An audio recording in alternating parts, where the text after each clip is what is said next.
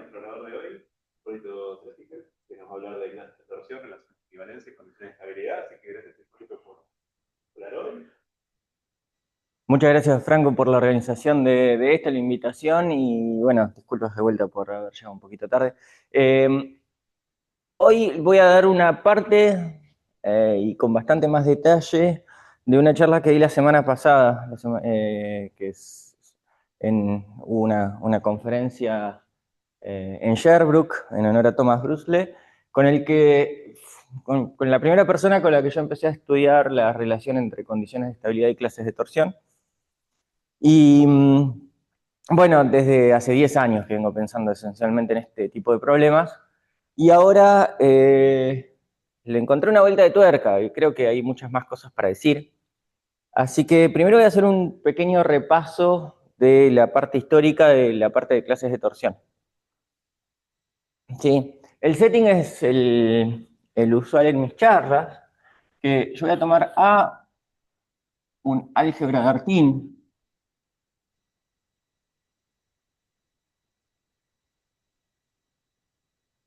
¿Sí? Y voy a tomar moda los módulos a derecha o izquierda, el que más le guste, porque no voy a estar haciendo demasiadas cuentas en ese sentido. Los A módulos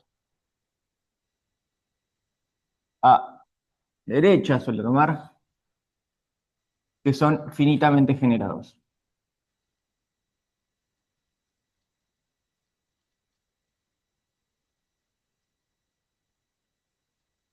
¿Qué quiere decir esto? Quiere decir que son los M tales que existe un epimorfismo de A, o sea, existe un T y un epimorfismo de T copias de A a M. ¿Sí? Usualmente cuando uno trabaja con estas cosas, trabaja con álgebras de dimensión finita sobre un cuerpo algebraicamente cerrado, y entonces eso implica que los amódulos son espacios vectoriales sobre el cuerpo con el que uno está trabajando, y en particular este epimorfismo nos dice que son exactamente los amódulos de dimensión finita. Bien, adentro de esta categoría, a mí lo que suelo estudiar son lo que llaman pares de torsión. Esta fue una definición dada por Dixon. Y lo que dice es que un par de torsión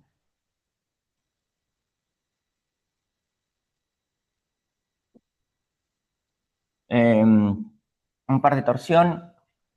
un par de F de subcategorías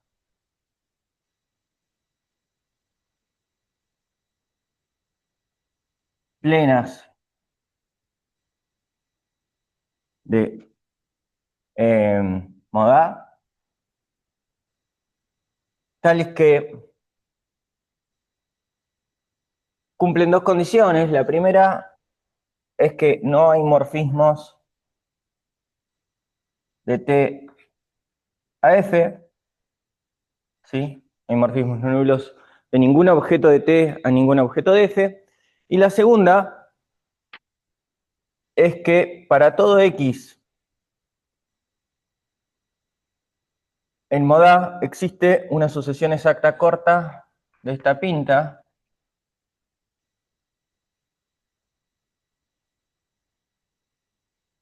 donde Tx, o sea, Tx pertenece a T y Fx pertenece a F. Entonces, lo que tenemos es que todo objeto X tiene un subobjeto de torsión que es maximal, o sea, tiene un subobjeto de torsión cuyo cokernel me da un objeto libre de torsión, que resulta que cuando esto pasa es maximal y esta sucesión exacta es única a menos de isomorfismos. ¿Sí? Y hay dos reformulaciones clásicas, o sea, depende con lo que uno esté trabajando, depende de la situación en la que uno esté trabajando, estos dos conceptos se cambian de alguna manera. Esa manera en la que se cambia, bueno, O sea, en realidad también esto fue probado por Dixon en el mismo. Esta definición se inspira en los grupos abelianos finitamente generados. Efectivamente, efectivamente. De hecho, esta definición fue la que tomó Dixon en su. O sea, Dixon estaba haciendo su tesis de licenciatura, de doctorado, perdón, en 1966 cuando hizo esto. Y en ese momento se están, entre comillas, inventando las categorías abelianas. Entonces, un poco su tesis de licenciatura fue generalizar cosas, algo de lo que pasaba con los grupos abelianos de rango finito a todas las categorías abelianas, y esto es una de las cosas. ¿La Eh, segunda condición se demuestra o se requiere? En la unicidad la unicidad se demuestra. La se unicidad se demuestra. demuestra, la existencia se requiere. En general, la existencia se requiere. Y hay dos, y esto de vuelta, en general uno lo puede pedir para cualquier categoría abeliana, no hace falta que sea categorías de módulos sobre un álgebra de Artin, ni de módulos finitamente generados, ni nada por el estilo, digamos, esto es una definición totalmente general, y es equivalente a ese nivel de generalidad a decir que, bueno, que TF es un par de torsión si cumple la cosa siguiente. Bueno, la primera condición sigue siendo la misma, pero le podemos pedir dos cosas más. Es que si tengo un objeto T tal que no tiene ningún morfismo a ningún objeto de F, entonces esto implica que T está en T, y la dual, que si home T algún objeto es cero, o sea, si F no recibe ningún morfismo no nulo de un objeto de T, entonces F en F, ¿sí? O sea, de alguna manera las clases de torsión son subcategorías ortogonales respecto del home, que son maximales. Y cuando estoy en moda, en realidad cuando A es una, y esto es equivalente también, a la que más se usa cuando se estudia en clases de torsión en categorías de módulos, que también, o sea, parece, esto ya es folclore, pero su paper esencialmente son este tipo de cosas y algunos ejemplos. Comentario al margen, en el paper de Dixon aparece mencionado Enzo Gentile. O sea, Enzo Gentile parece que hizo trabajos sobre un submódulo maximal en ciertos contextos. Todavía no encontré exactamente para qué lo usa, pero en la lista de referencias efectivamente hay un paper de Enzo Gentile en este paper. Ah, dato de color. Bien, entonces, cuando A es de largo, pero pongamos en mod A, y esto es una condición muy necesaria, tengo que T es una clase de torsión si, solo si T es cerrada por extensiones y cocientes. ¿Sí? ¿Qué quiere decir esto?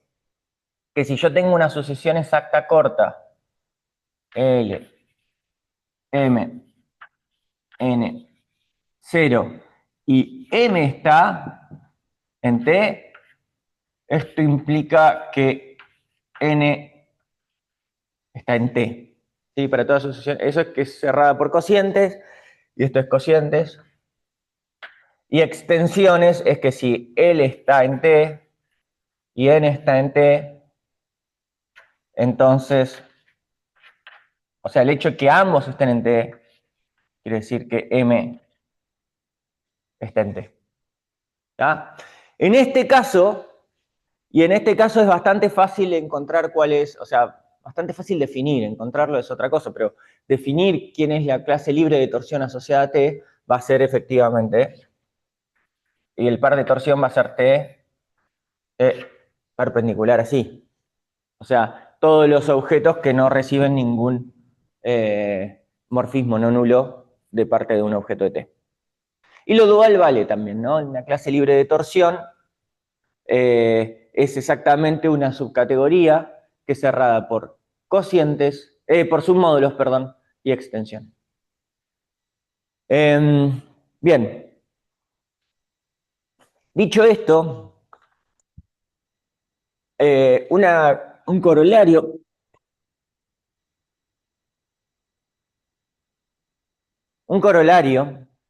de esta última proposición nos dice lo siguiente, nos dice que si T1 y T2 son clases de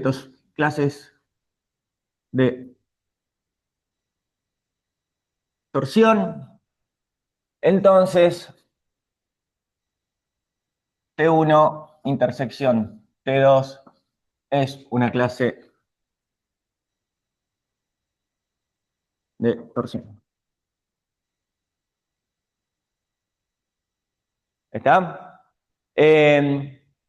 ¿Por qué? Bueno, la demostración se sigue de acá. Si tengo dos cosas que son cerradas por cocientes y extensiones, entonces su intersección también va a ser cerrada por cocientes y extensiones y por lo tanto es una clase de torsión.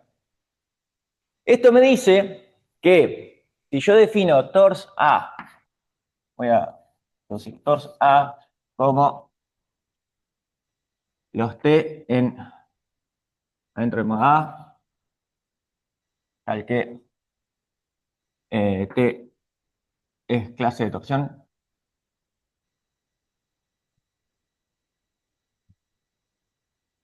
Entonces, tors A con la inclusión es un poset. ¿Ya? Bien, este es el primer detalle que uno tiene. El segundo detalle es que en realidad esto yo lo podría haber hecho por una familia arbitraria. De hecho, la intersección de TIs con I en cualquier conjunto, ¿sí? Tomo la intersección de todas las clases de torsión. De vuelta, la misma demostración que me decía que la intersección de dos es una clase de torsión, me dice que esta intersección arbitraria es una clase de torsión. Entonces, no solamente es un poset, sino que es un reticulado completo. Un reticulado completo, ¿qué quiere decir? Que si yo tengo cualquier subconjunto de elementos, yo puedo encontrar un ínfimo de ese subconjunto y puedo encontrar un supremo. La definición del ínfimo es bastante fácil. La definición del ínfimo es bastante fácil, es simplemente tomar la intersección. Ahora, el supremo ya es otra cosa, ya es más complicado. ¿Y por qué es un poco más complicado el supremo? Bueno, porque la unión deja de ser cerrada por extensiones en general. ¿Sí? Por ejemplo, vamos a hacer un ejemplo chiquitito. No es infinito, pero vamos a hacer A2. ¿Sí? Y A2 tiene el carcaj de Reiten 2, 1, 2 y 1. Y A2 tiene exactamente 5 clases de torsión. Todo modo A y 0. Estas son las triviales. Para cualquier álgebra siempre tengo la categoría entera es cerrada por extensiones y cocientes, y la categoría formada solamente por el objeto 0 es cerrada por extensiones y cocientes. Otras que siempre están son las formadas por los simples. Si yo tengo un solo simple y cierro eso por extensiones y cocientes, lo cierro por extensiones simplemente porque los cocientes de un simple es el mismo 0.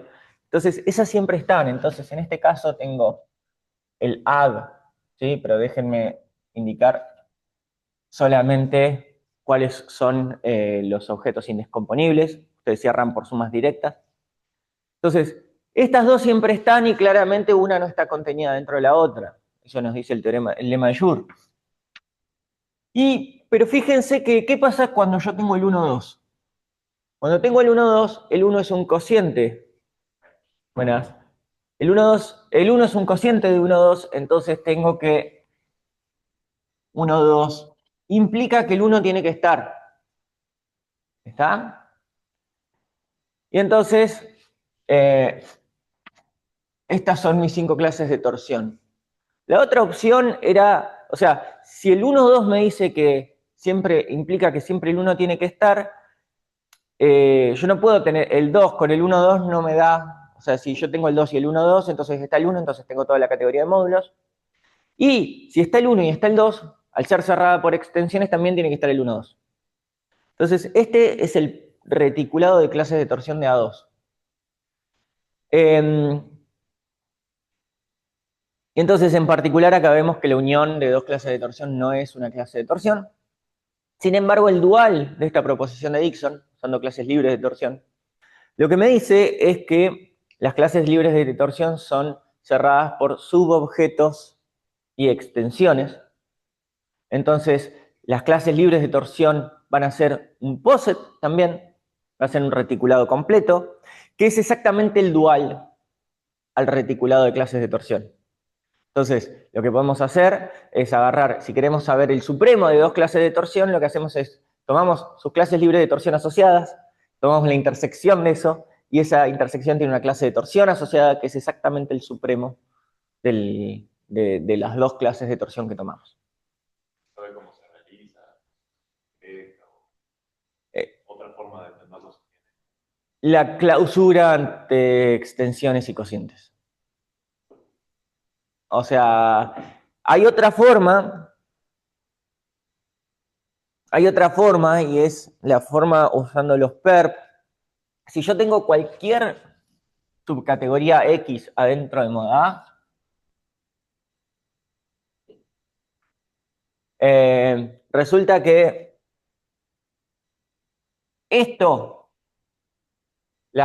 los objetos que no reciben ningún morfismo no nulo de X forman es una clase libre de torsión, sin importar quién sea X.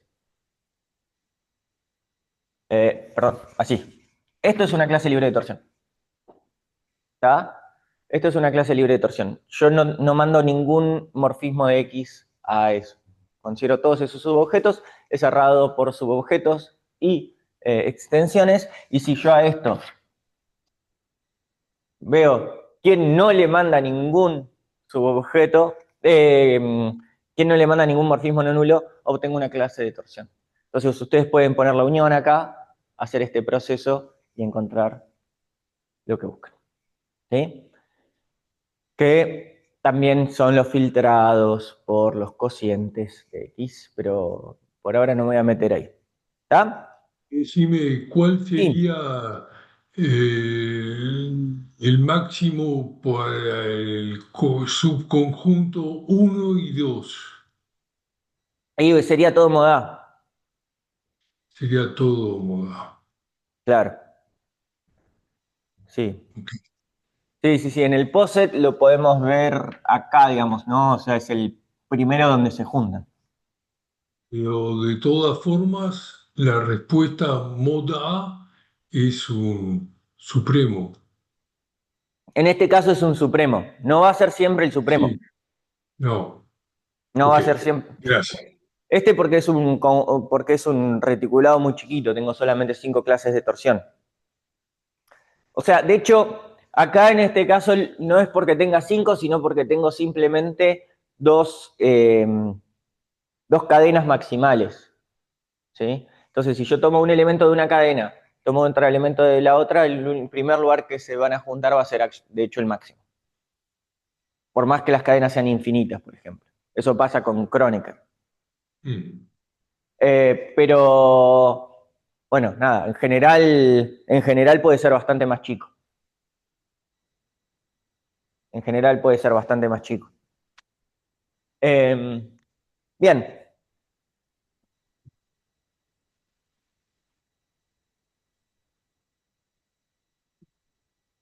No,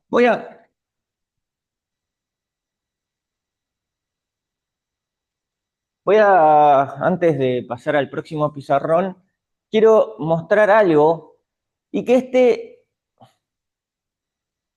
este reticulado es lo que se llama semidistributivo.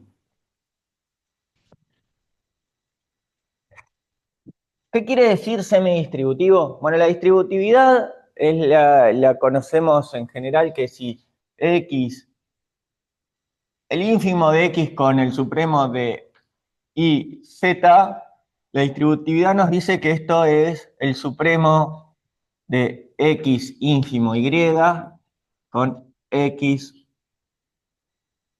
ínfimo Z. ¿Ah? Entonces, la semidistributividad me dice que esto vale siempre y cuando estos dos sean iguales. Si estos dos son iguales, entonces esto vale. Es una propiedad, qué sé yo. La gente de reticulados le gusta mucho. Hay un paper de Hugh Thomas, David Speyer y Nathan Reading, que les gustó tanto que hicieron un teorema fundamental de los reticulados semidistributivos. Y bueno, demostraron que... o sea, porque Hugh Thomas es alguien que estudia mucho clases de torsión y combinatoria, y entonces demostraron que de alguna manera todos los reticulados distributivos son, a grandes rasgos, tienen que ser parecidos a los reticulados de clases de torsión de algo. Whatever that means. El paper, qué sé yo, lo publicaron bien en combinatoria. Ellos están contentos. Bueno, eso sucede. Pero una de las propiedades que esto tiene es que nosotros podemos etiquetar el reticulado de una forma ordenada. ¿Qué quiere decir etiquetar el reticulado? Bueno, en términos de categorías de módulos, uno lo que puede pensar es de alguna manera empezar a ver cuáles son los objetos que vamos perdiendo a medida que va pasando, en que tenemos una inclusión maximal de clases de torsión. ¿Sí? Fíjense, entre moda y esta clase de torsión 1, 2, ¿sí? El único objeto que se nos fue el 2. Entre 1, 2 y 1, el único objeto que se nos fue el 1, 2. Y entre 1 y 0 tenemos al 1. Por otro lado, acá entre el 2 y el 0 tenemos al 2. Y entre el 2 y moda lo vamos a etiquetar por 1, porque es el objeto más chico que cuando lo agregamos nos completa todo. ¿Sí? De alguna manera esto está asociado a lo que llaman simples, y más específicamente en términos de el reticulado, estos son lo que se llaman los supremo irreducibles. ¿Qué quiere decir supremo irreducibles? Quiere decir que si nosotros nos fijamos cuáles son aquellos puntos en el reticulado que no se pueden escribir como el supremo de dos cosas más chicas, ¿sí? Que no sean el 0, por supuesto, ¿quiénes son? Bueno, el 2, el 1 y esta de acá. Este de acá yo no lo puedo escribir como supremo de dos cosas, porque las dos cosas que tengo más chiquitas, cuando escribo el supremo me da todo. Entonces, y esta clase de torsión resulta que está generada por este objeto, Si tengo el 1, 2, tengo que tener el 1. ¿Está? Entonces, hay una biyección, esto lo demostraron Barnard, Carroll y Su en 2016-17, que demostraron que hay una biyección entre los supremos irreducibles en las reticulados de clases de torsión y ¿cómo es? Y los supremos bueno, y los ladrillos de un álgebra. ¿Está?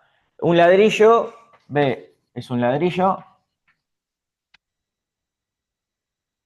Si el álgebra de endomorfismos de B es un cuerpo no conmutativo. Puede ser no conmutativo. ¿Sí? O un anillo con división. Me salía en inglés que es Corgosh, pero un anillo con división. Es decir, no tengo ningún endomorfismo nilpotente. Bien, y entonces, fíjense, en este caso todos los módulos son ladrillos y esencialmente lo que hacemos es buscar cuál es el ladrillo más chico que tenemos que agregar para pasar a una nueva clase de torsión. Bien, eso es el tema general. Después de Monnet, Iyama, Reading, Reiten y Thomas estudiaron más propiedades combinatorias de este reticulado. Y ahora, que de hecho yo me intereso en todas estas cosas porque o sea, todo esto se puede describir usando clases de teoría de Tau de inclinación. Todas estas cosas del etiquetado y todo eso, en ciertos casos se puede entender usando teoría de Tau de inclinación, aunque no en general. Y ahora, bueno, vamos a hablar de relaciones de equivalencia. Digamos. Ese es más o menos el panorama general.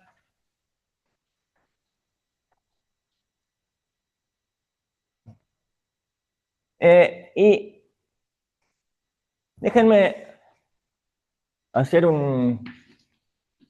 volver a escribir que yo tengo moda A, pero moda A en moda A tenemos el teorema de Jordan-Holder, que nos dice que todo módulo acá adentro tiene una noción de largo. O sea, si estamos en un cuerpo, o sea, un álgebra sobre un cuerpo es la dimensión, pero es todo elemento acá, yo lo puedo escribir como, lo puedo filtrar por simples, y ese largo de la filtración es única. Digamos, ese número es un invariante del objeto. Entonces, yo puedo considerar ahora mod A sub L, donde L es un natural, y puedo considerar todos los M en mod A, tal que el largo de M es menor o igual a L. Nada. Esta categoría es una categoría muy simple de definir, muy natural de considerar, pero tiene un problema muy grande y por el cual la gente no lo ha estudiado mucho en teoría de representaciones, es que no es aditiva. ¿Tá? Entonces no tenés la suma directa, o sea, la suma directa de dos objetos en general no existe. Entonces, toda la álgebra homológica que conocemos, categorías abelianas, exactas, extrianguladas, trianguladas, todas las categorías que conocemos y toda la álgebra homológica que hemos desarrollado para esto, necesita de base, tengo una categoría aditiva y, bueno, esta no tiene sumas directas, entonces no tengo teoría de Tau de inclinación, hay un montón de herramientas de álgebra homológica que se me pierden. Sin embargo, salvo por la aditividad, a mí o sea, se comporta como si fuera una categoría abeliana. ¿Por qué? Porque si yo tengo M y N y un morfismo acá adentro, y tengo dos objetos acá, bueno, el cokernel de F es un objeto que tiene un largo menor o igual a N. Entonces está ahí adentro. El kernel también es un subobjeto de M, entonces tiene un largo menor o igual a L. Y lo mismo pasa con la imagen. Entonces, en muchas de las pruebas que uno hace, ¿sí? Especialmente cuando uno trabaja con clases de torsión, la mayoría de las pruebas que uno hace se centran en, yo tomo un objeto y tomo un cociente, o tomo la imagen, o sea, cuando uno quiere probar cosas. Entonces, o sea, lo que estoy haciendo es efectivamente considerar el conjunto tors sub L de A, que son T intersección mod A L, tal que T es una clase de torsión. ¿Sí? Yo puedo agarrar las clases de torsión y intersecarlas con esta subcategoría de largo a lo sumo L. Cuando hago eso, resulta que esto me define una relación de equivalencia en las clases de torsión de A. ¿Tá? O sea, es claramente reflexiva, simétrica y transitiva. O sea, tengo una igualdad, digamos, y la igualdad siempre verifica estas propiedades. Y esto, entonces de acá viene, de alguna manera, el primer resultado.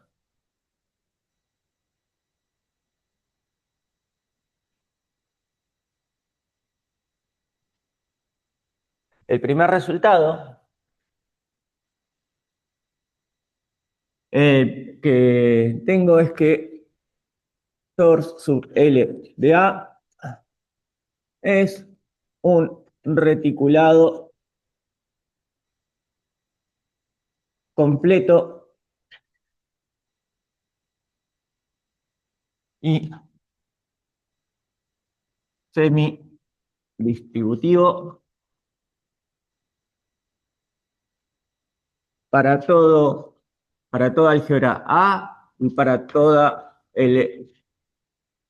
los naturales. ¿Está? En particular,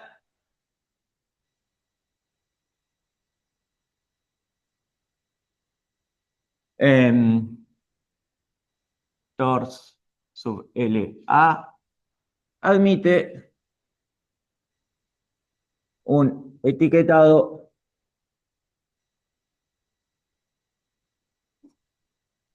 por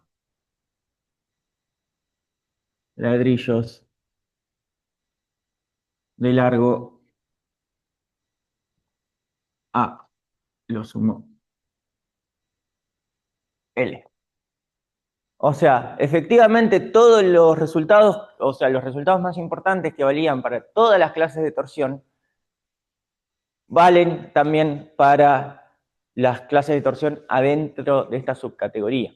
Y esto en realidad se desprende, vamos a ponerlo el siguiente lema, el lema que me dice que o sea, la gracia es que si F es un par de torsión en moda, ¿sí? Entonces, eh, lo que tengo es que uno puede probar que hom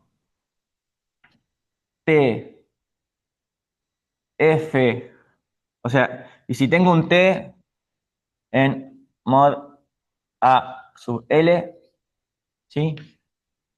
Si tengo un T en mod A sub L que no tiene ningún morfismo a F intersección mod A sub L es igual a 0, si y solo si T pertenece a T intersección mod A sub L. ¿Tá? Entonces, literalmente estas cosas de acá se comportan como clases de torsión, o sea, como pares de torsión. O sea, y el dual también vale. ¿Sí? Que si yo tengo T intersección mod A sub L y tengo un F, sí, solo si F pertenece al F intersección mod A sub L. Y además, fíjense que si yo tengo una clase de torsión, ¿sí? Si yo tengo si yo tengo un par de torsión acá, ¿sí? Y lo intersecto con mod A sub L, yo voy a tener también que para todo X en mod A sub L, entonces existe una sucesión exacta corta Tx, X, Fx, 0, donde Tx pertenece a T, pero fíjense que el largo de X es menor o igual a L. Entonces pertenece a T intersección mod A sub L, y este va a pertenecer a F intersección mod A sub L. ¿Está? Bien.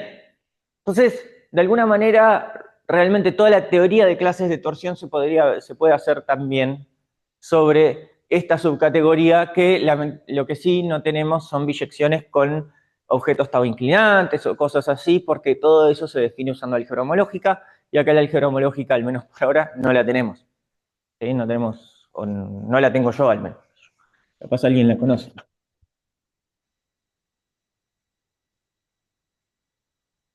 Bueno, y voy a cerrar acá. No, lo voy a hacer allá. Y la gracia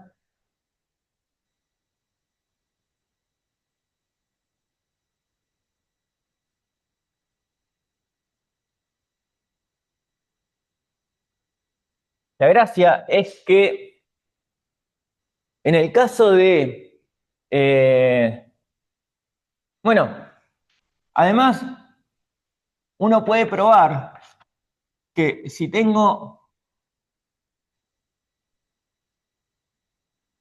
tors 1A son aquellas que solamente tienen los simples, ¿sí? Pero esto, en realidad yo voy a tener un cociente de reticulados que viene de tors 2A, que tiene un cociente de tors 3A, y esto sigue. Y de hecho, la clase, o sea, el conjunto de clases de torsión de toda la categoría de módulos siempre tiene un epimorfismo hacia cada uno de los reticulados más chicos. Entonces, otro corolario es que en realidad el reticulado de clases de torsión es el límite inverso de tors sub LA, ¿sí? Para toda álgebra de Artin. Y esto se estaciona gracias, sí, solamente si los ladrillos tienen un largo finito. ¿Sí? Si nosotros tenemos una cota superior para los ladrillos, o sea, porque literalmente este reticulado está determinado por el largo de los ladrillos, en los cuales ponemos etiquetas en cada uno de las aristas de mi reticulado. Entonces, si yo tengo una cota superior para el largo de los ladrillos, obtengo que eventualmente esto se estaciona y el reticulado es el mismo. Y eso es exactamente lo que habíamos probado nosotros con Sible-Schroll, en un paper que salió publicado en 2022, y demostramos que eso sucede si solamente si el álgebra es lo que se llama tau tilting finita. Tenemos una cantidad finita de objetos tau tilting. Entonces, esto nos da esperanza de estudiar cosas que se podrían que se saben para cosas tau tilde infinitas, en la categoría de módulos de cualquier álgebra.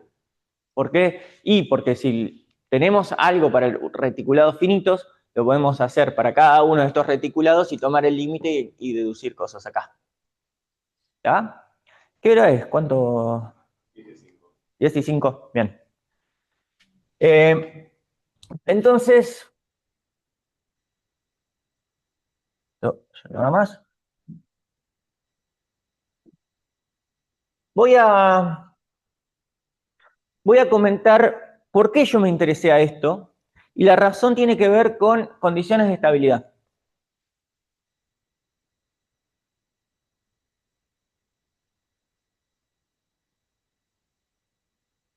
Condiciones de estabilidad. Y la definición fue dada por King, esta gente que hace cosas impresionantes en sus tesis de doctorado. Alistair King tradujo la teoría geométrica de invariantes al caso de las representaciones de Quivers, pero también vale para toda categoría abeliana. Y la cosa es la siguiente: yo tomo M, ¿sí? Tomo M, un objeto en modo A, y tomo... bueno, antes de decirlo, recordemos que el grupo de Grothendieck de modo A, ¿sí?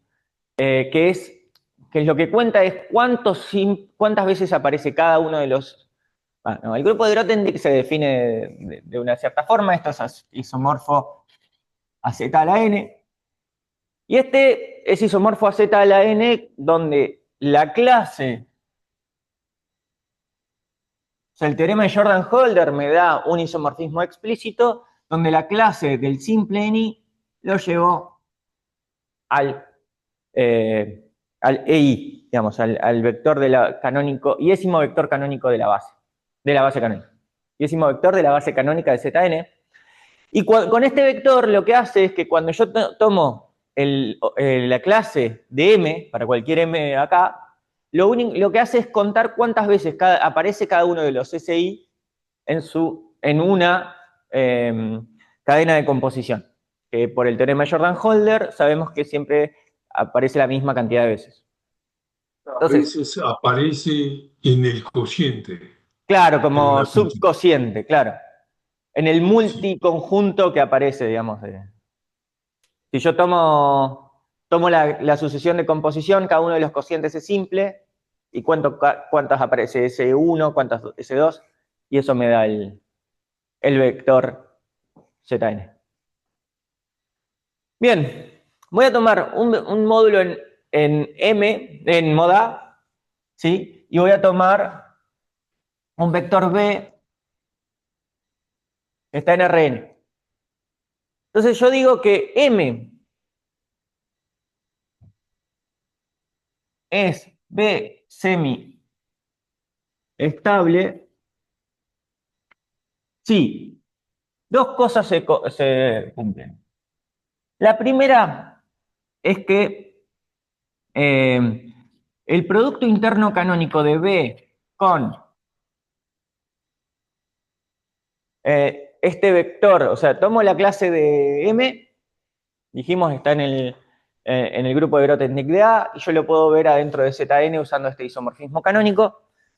Entonces, tiene sentido hacer un producto interno entre B y este vector. Déjenme llamarlo vector dimensión, porque es esencialmente eso cuando estoy trabajando con un álgebra de caminos, ¿sí? Cuando estas dos cosas son perpendiculares. Y la segunda cosa que le pido es que B contra el vector dimensión de L es menor o igual a 0 para todo L subobjeto de M. ¿Está? Bien.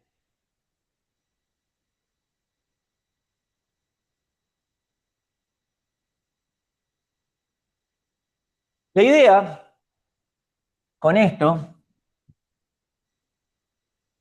es que uno define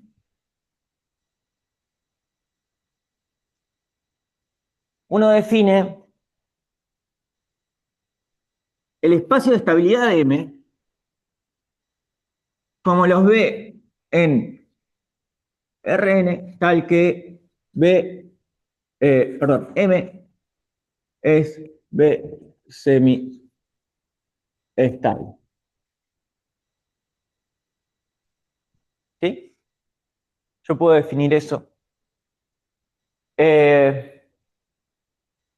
Y entonces, la estructura de cámaras y paredes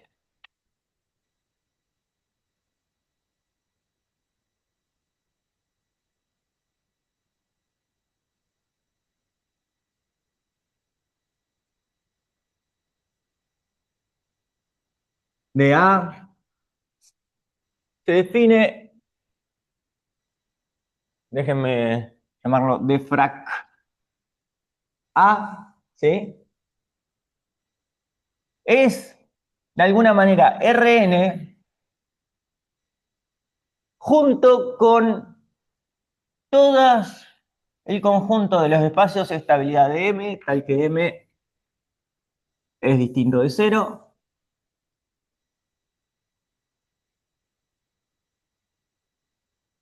Y que está en modo A.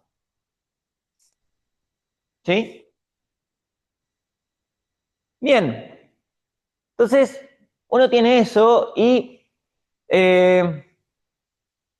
esto tiene una estructura muy linda, tiene una estructura de un abanico de los que aparecen en geometría tórica, geometría algebraica. Pero esta estructura, pero esto en general es infinito. Por ejemplo, o sea,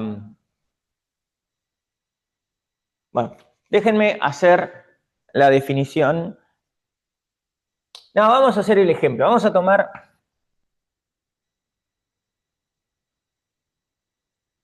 Buenas. Vamos a tomar el álgebra de Kronecker. El álgebra de Kronecker tiene el siguiente carcaj de Van der Ruyten. 2, 1, 2, 2. 1, 1, 2, 2, 2. Así sigue. Por acá tiene un P1 de K, donde en cada punto yo tengo un tubo que en la boca tiene al 1, 2. Esto es lambda. Ese corresponde con lambda. 1, 2 sub lambda. ¿Sí? Tengo una cantidad infinita de tubos que no tienen ningún morfismo entre ellos y demás. Y del otro lado tengo el 1, 1, 1, 2, 1, 1, 1, 2, 2. Y así sigo. ¿Está? Esta es mi, ¿cómo es? El carcaj de Van der Ruyten del álgebra de Kronecker. Y cuando yo tomo eso y quiero calcular el espacio de estabilidad del 2, bueno, el vector dimensional 2 es el 0, 1. ¿Sí? El vector dimensión del proyectivo en 1, que es 1, 2, 2, es 1, 2. Este de acá es 2, 3. ¿Está? Entonces, vamos, el espacio de estabilidad del 2, bueno, el 2 es simple, entonces van a ser todos los que sean perpendiculares a este vector, así que van a ser de la forma x0. Espacio de estabilidad del 1 son de la forma 0y, ¿sí? De vuelta, porque el 1 es simple. Y el espacio de estabilidad del 1, 2, 2 va a ser, bueno, los perpendiculares a el vector 1, 2, o sea que va a ser de la forma 2x menos x, pero ahora el 2 es un subobjeto del 1, 2, 2. Entonces yo quiero que la segunda coordenada siempre sea negativa, porque cuando yo haga el producto interno con 0, 1, eso me tiene que dar menor o igual a 0. Entonces quiero que x sea mayor o igual a 0. ¿Está? Entonces ahora, cuando yo dibuje el carcaj de Van der Ruyten, voy a tener, la estructura de cámaras y paredes de esto, voy a tener el espacio de estabilidad del 1, el espacio de estabilidad del 2, Y acá voy a tener el espacio de estabilidad del 1, 2, 2. Similarmente voy a tener el espacio de estabilidad del 1, 1, 2 de este lado. Acá, perpendiculares al 1, 1, o sea, en el 1 menos 1 voy a tener el espacio de estabilidad del 1, 2, lambda, sin importar el lambda, para todos los lambda al mismo tiempo. ¿Ah? Pero después, ¿qué pasa con el resto? Bueno, con el resto lo que va a pasar es que yo voy a tener una serie de paredes que se me van a acercar cada vez más hacia la pared del 1, 2 lambda, y lo mismo de este lado. Yo tengo infinitas paredes que se me acercan hacia acá e infinitas paredes que se me acercan hacia acá de los dos lados. Entonces, ahora, cuando ustedes trabajan con abanicos, con complejos de conos y demás, lo que ocurre es que esto, digamos, la mayoría de la teoría está hecha para complejos que son finitos. O sea, ustedes quieren definir grupos, quieren definir cosas, entonces lo que necesitan en realidad es poder, si quieren definir un grupo, quieren a partir de un complejo de conos, bueno, quieren tener, no importa la cantidad de generadores, pero sí que las relaciones sean finitas. Entonces, si yo quiero definir un cono, por ejemplo, es decir, quiero definir un grupo tal que esta vuelta de acá sea la identidad, bueno, la relación que yo voy a tener va a necesitar un producto infinito. Entonces no va a tener sentido a priori definirlo de esa manera. Entonces, la segunda parte es donde yo no me voy a extender mucho, pero que se deduce de lo anterior, es que nosotros podemos considerar, el teorema nos dice que yo puedo considerar D sub L de A, ¿sí? Que es Rn, ¿sí?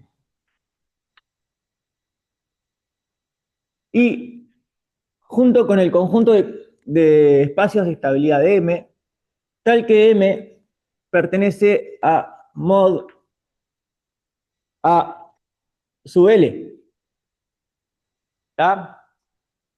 Yo puedo hacer eso. En este caso, en realidad, lo que voy a decir ahora es más una proposición. Es una observación, perdón. Pero esta observación lo que me dice es lo siguiente. ¿Qué pasa si yo tengo los objetos en mod A sub L? Bueno, el conjunto de vectores dimensión en Zn tal que M está en mod A sub L es finito. ¿Por qué? Porque cada uno de estos vectores es un vector que tiene coordenadas no negativas. Y entonces hay finitas formas de sumar L o a lo sumo L como enteros no negativos. ¿Está? Entonces, en particular, esto de acá es finito. ¿Está? Es un conjunto finito. Y además, uno puede probar que el D1 de A tiene un epimorfismo, es el 2D2 de A, y así sucesivamente, y que en la estructura de cámaras y paredes de todo A tiene epimorfismos a todos los D sub L de A, que todo esto conmuta, ¿tá? Y que por lo tanto DL de A, o sea, D de A, la estructura de cámaras y paredes de A, es una proposición, es igual al límite inverso de los DL de A. ¿Está? Entonces, ahora yo estoy usando esta proposición en un trabajo que estoy escribiendo y demás. Ahora ya no quiero ahondar mucho, que tiene que ver con los diagramas de dispersión y todo eso. Pero la gracia es que ahora todas las construcciones que hasta ahora se podían hacer simplemente para las álgebras que eran tau-tilde infinitas, porque tenían un complejo, un complejo de conos, una estructura de cámaras y paredes finitas, lo cual nos permitía utilizar la teoría de los abanicos y demás. Ahora yo las puedo ver para todas las álgebras, lo estoy queriendo demostrar cosas para cualquier álgebra de Artin, usando el hecho de que esta estructura de cámaras y paredes es en realidad un límite inverso de complejos finitos. Y bueno, además, cada una de las clases de torsión, cada una de las condiciones de estabilidad genera, no sé cuánto tiempo tengo, ¿qué hora es? Y 21. Sí, bueno, sí, para cerrar, les voy a dar el complejo, o sea,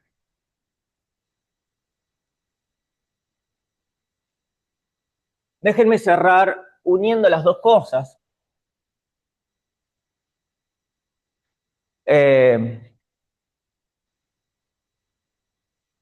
Déjenme cerrar uniendo las dos cosas y de la forma siguiente. O sea, yo si tengo B en Rn, una condición de estabilidad, yo puedo definir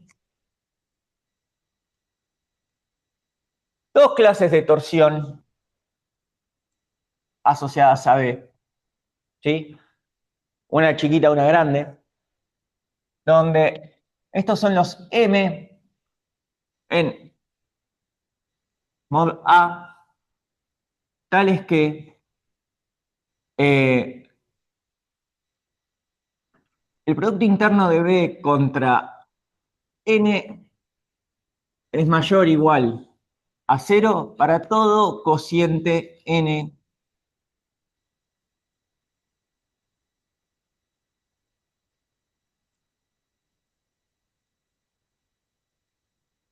todo cociente de M. O sea, fíjense que no es solamente ser semiestable, o sea, porque no tiene que ser semiestable necesariamente, porque M mismo es un cociente de M, entonces puede ser mayor o igual que 0 él. Si yo tomo todos esos, tales que para cualquier cociente que yo tengo que esto es mayor o igual que 0, eso es una clase de torsión. Ah, y la chiquita es con el mayor estricto, perdón. Si tengo mayor estricto, eso me da una clase de torsión. Esa es la clase de torsión más chica y puedo tomar la clase de torsión grande. Se imaginarán que es lo mismo,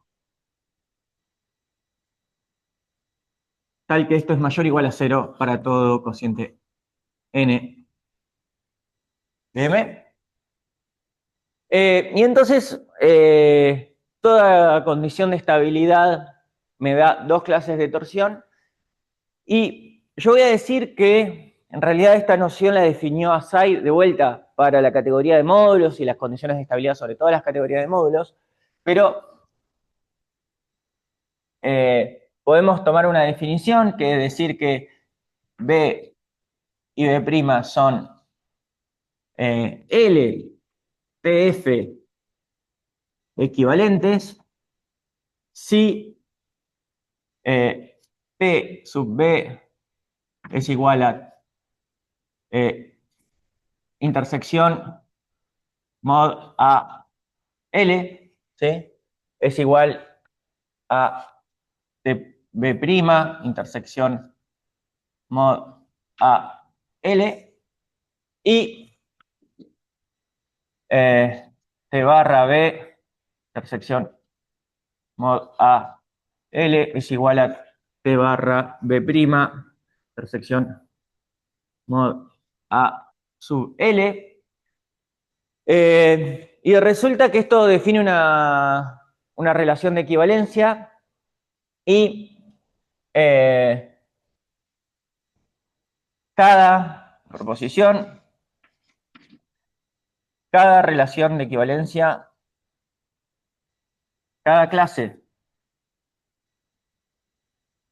de LTF equivalencia es un cono abierto en Rn, y en realidad la definición que yo estoy escribiendo en el paper me dice que como consecuencia de L de A, en realidad yo lo puedo ver como todos los B en Rn, la clase,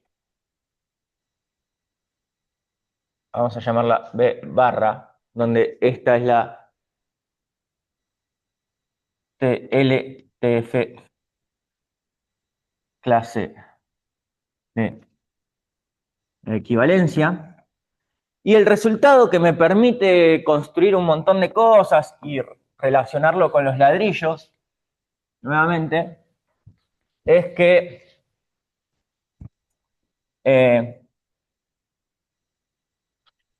lema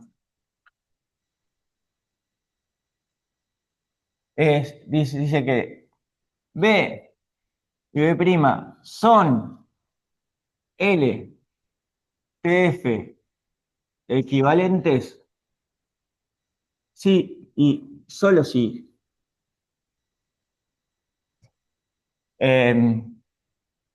no existe un ladrillo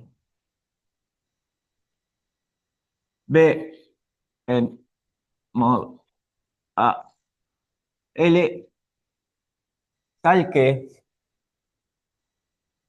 la intersección entre el espacio de estabilidad de B con el segmento que va de B a B' es igual a un punto. ¿Está? ¿Qué quiere decir eso? Quiere decir que si yo tengo B y B', si no son TF equivalentes, quieren decir que,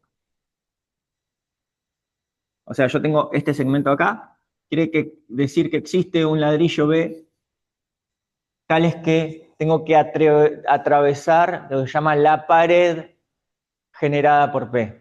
Entonces, realmente, lo que me da eso es que voy a tener ciertas clases de torsión distinguidas, ¿sí? Que adentro de las cámaras las clases de torsión no van a cambiar y que van a cambiar solamente cuando cruzo una pared. Y que eso, digamos, es la base del atado de inclinación a partir de las condiciones de estabilidad, digamos. O sea, si uno quiere estudiar atado de inclinación a partir de condiciones de estabilidad, la interpretación que uno tiene es decir, cruzar una pared es realmente mutar, y acá tenemos una situación parecida. ¿Tá? Cruzar una pared lo que nos da es una inclusión maximal de clases de torsión que vienen de condiciones de estabilidad. ¿Tá? Y eso se deduce de acá.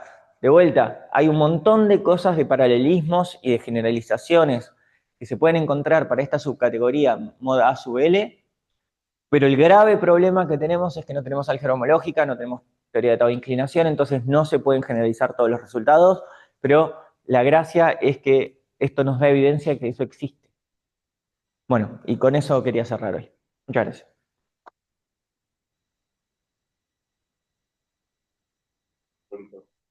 ¿Tenemos preguntas?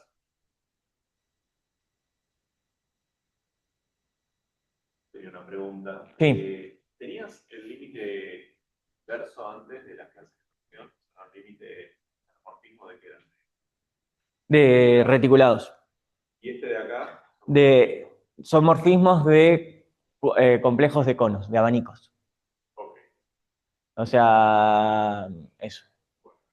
De alguna manera, vos lo que podés ver, este epimorfismo es como tiene que ver con la idea de refinamiento.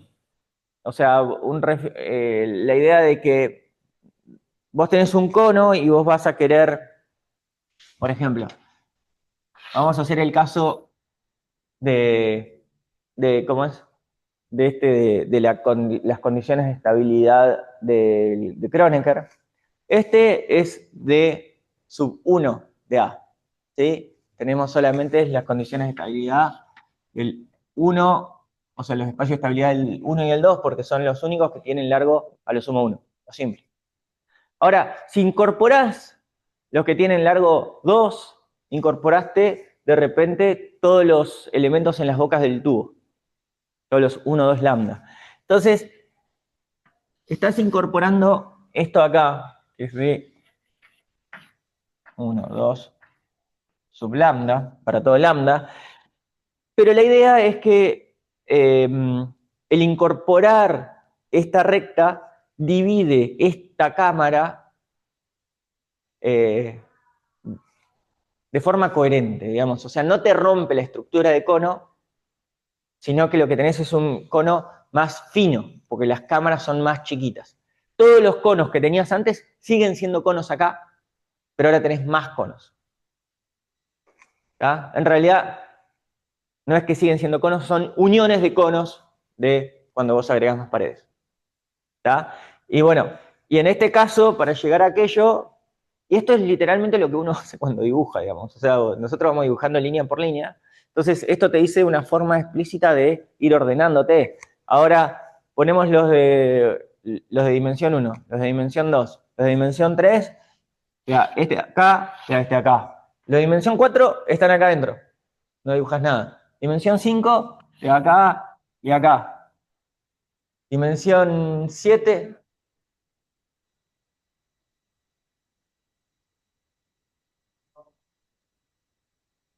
Va a quedar como libre. No, porque Hay algo con el espacio, el complemento, el tamaño. sí, en realidad lo que pasa en 2 dimensiones no se ve tanto, pero en dimensiones más grandes lo que pasa es que realmente estás dividiendo los conos. O sea, lo que ocurre es que vas a tener un cono grande, ¿está? Bueno, acá igual ya se ve. Cuando vos antes de tener...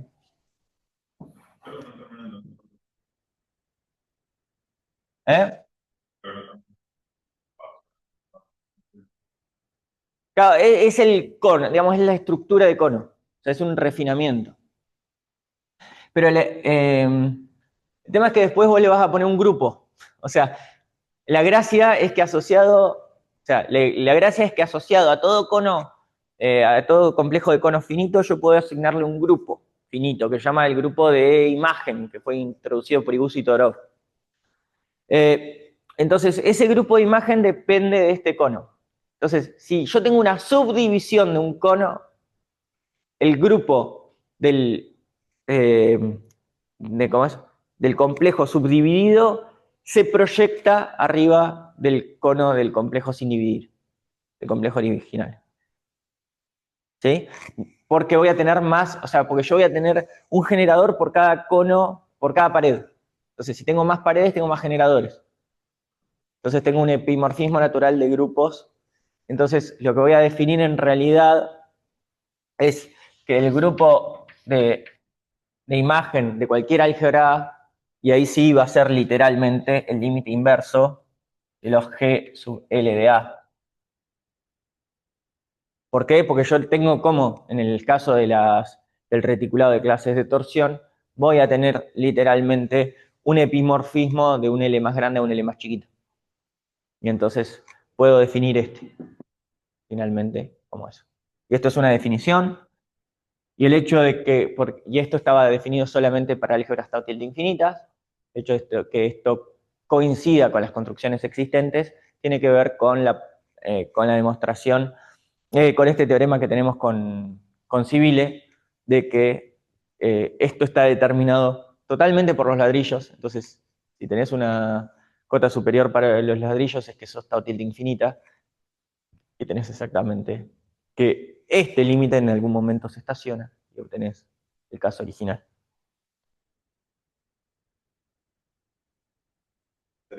preguntas? Bueno, agradecemos, Hipólito. Muchas gracias de vuelta.